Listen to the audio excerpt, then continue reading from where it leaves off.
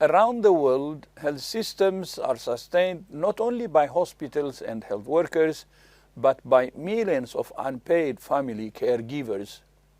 Their mothers, fathers, daughters, sons, spouses, and neighbors who provide care every day, often invisibly and at great personal cost. The scale is significant. In many countries, most older people who need care rely on family or unpaid caregivers, and millions of adults provide care each week. This care is foundational to health, and it's delivered mainly by women.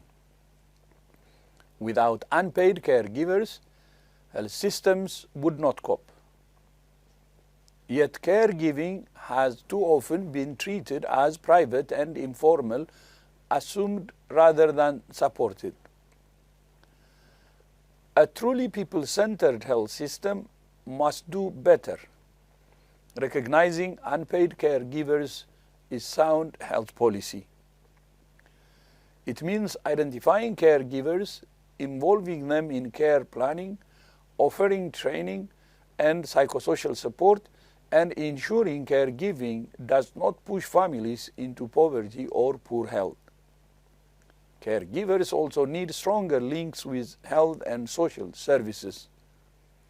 When they are supported, care is safer, continuity improves, and outcomes are better for everyone.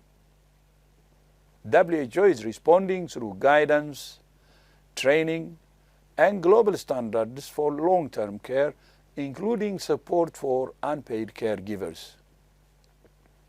Countries such as Indonesia are already leading the way.